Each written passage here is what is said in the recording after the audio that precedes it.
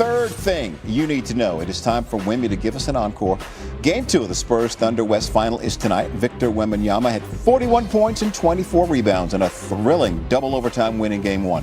MVP Shai Gilgeous-Alexander was held to 2 points across both overtimes. Our reporter Michael C. Wright is in Oklahoma City for Game 2. Michael, what's the most important thing we need to know about the Spurs tonight? Well, Jay, the most important thing we need to know, we don't know yet, okay? We're trying to see if De'Aaron Fox will be available for Game 2. He's got a sprained right ankle, and he's officially listed as questionable. Now, in Game 1, he said he wanted to spend all day testing that thing, and he even did his pregame warm-up early just to sort of be on the safe side. Well, he wasn't able to play, and so he was at the shoot-around this morning, and we still don't have an update on him. But I'll tell you, if De'Aaron Fox can't go, their guards are going to be under a lot of pressure. Stephon Castle and Dylan Harper had to start in Game 1, and Stephon Castle, he committed 11 turnovers. And Stephon Castle said that fatigue was definitely an issue there. Now, the Spurs did try to help those guys by running a bunch of ball screens. They actually ran like 100 ball screens to sort of alleviate that ball pressure, but obviously that did not work. Okay, the second thing you need to know, the San Antonio Spurs, they come to this arena tonight, they're not looking to get a split.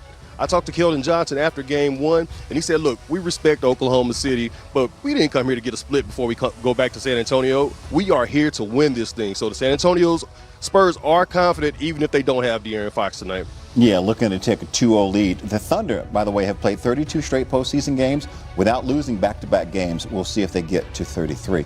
Michael C. Wright, thank you, sir. Number 4 on our starting 5 is the talk of the sports world. The Knicks overcoming a 22-point deficit in the final 8 minutes of Game 1 of the East Final and beat the Cavs in overtime. Up 22. Cleveland had a 99.9% chance to win, but Jalen Brunson scored 11 straight points going at James Harden to spark the rally. And Brunson talked about it today. I think a lot of people, when they watch film after a loss, you learn a lot. I think you can still learn from a win as well. Obviously, you're very thankful that you got the win, but there's clearly things that we need to work on to be better and not be in the position we were in. So it's definitely a lot you can learn, always. We didn't execute well throughout the course of the game, and we have to do a better job of it. And we tried to clean a lot of it up today, and hopefully it'll translate to the game tomorrow because, I feel like everybody we have on the floor is dynamic. Our offense has been dynamic, and we don't want to lose sight of that.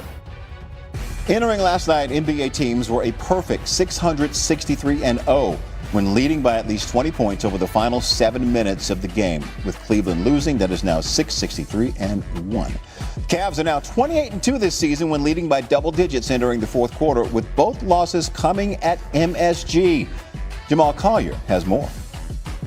Well, Jay, Cavs coach Kenny Atkinson said in the playoffs, you walk the line between misery and awesomeness. And fortunately, or maybe unfortunately for this Cavs team, they've had a lot of experience in this postseason responding to some miserable losses. And that's why even though Atkinson said Jalen Brunson hit some tough shots, he reinforced his belief in James Harden, telling Harden during the team's practice and film session today, this team would have lost in the first round without you. He wanted Harden to keep being himself. The Cavs were getting comfy with a 22-point lead late, but Jalen Brunson and the Knicks didn't get the game over memo. Quick 18-1 Knicks run left Cleveland gassed and out of answers. And afterward, there was plenty of blame to go around. But how much of the Cavs' collapse was on Kenny Atkinson and the coaching? That is our take 2. The egregious part of the evening was with Coach Kenny Atkinson for a bevy of errors he made. 100%. Atkinson had a horrific, and I love Kenny Atkinson, but he had an horrific game. The last 15 minutes of the game feel like coaching malpractice. You have to slow momentum. You don't go 18-1 with 4 timeouts initially, and you're going to lose 2 of them in 3 minutes. It made no sense whatsoever. You talk about holding on to timeouts. What are you talking about? It's not all about the timeout. It's about what you're doing to keep your team from falling flat. Coaches talk all the time about putting their players in the best position possible.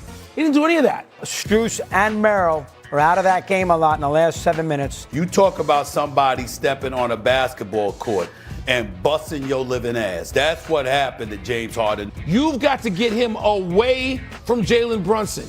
Didn't do that. Put Strus in there to guard him. Strus has got a little competitiveness. He's got some size. No coach has ever trusted James Harden defensively like that.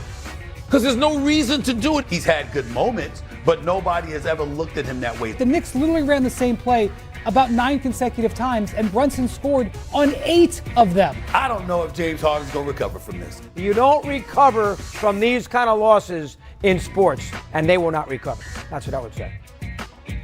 NBA analyst Danny Green with me now. Danny, you heard all the takes. So how much of this Cavs collapse is from coaching or something else? I'd say about 60 to 70% of it, but I said that you can't just put the blame on one party or one person. I think the coaching staff had a lot to do with it. I think James Harden had a good amount to do with it. I think Donovan Mitchell. This was a leadership issue, and none of those guys stepped up to show some leadership with this group.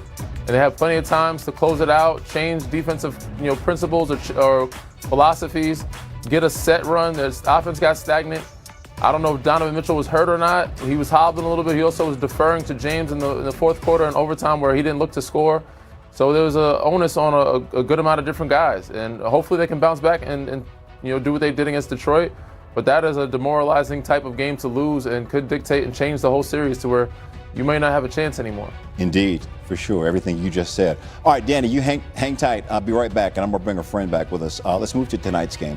Not only did Wemby go off for 41 points in Game 1, OKC once again had a tough time against the unanimous Defensive Player of the Year. The Thunder scoring just 4 points on 20% shooting with Wemby as the primary defender. The Thunder as a whole struggled against the Spurs starting five, shooting a combined 12 for 48 against San Antonio starters on Monday. All right, Tim McMahon reporting live from OKC joining us now. Tim, what's been the Thunder's focus over the last 48 hours heading into Game 2? Howdy, Jay. There's been a lot of time, a lot of energy invested in trying to figure out ways to attack Victor Wembanyama. And you just saw the graphic. 2 of 10 with him as the primary defender, only 10 shots. That means there were a lot of reconsiderations. You go in there, you see Wemby, and you keep on either dribbling through or put it in reverse. And Shai Gilgeous-Alexander said, look, you got to be smart, you got to be patient, but you also need to be aggressive. You cannot be timid when you're attacking Victor Wembanyama. Now, Mark Daigneault, the Thunder head coach, said there are a lot of solutions, but the margins for error are really thin against this team and against the most dominant defensive force in the NBA. They've got to get SGA going. They've also got to get Chet Holmgren going. He was a complete non-factor offensively, 8 points, only 7 field goal attempts. They will scheme ways for SGA. They need Chet to get his stuff within the flow of offense. They figure if they are attacking better, as Daigneault said, downstream, Chet will get involved. He'll get more shots. He'll get more production. But it is quite literally a massive challenge with Wembanyama controlling the paint. All right, let's bring Danny back.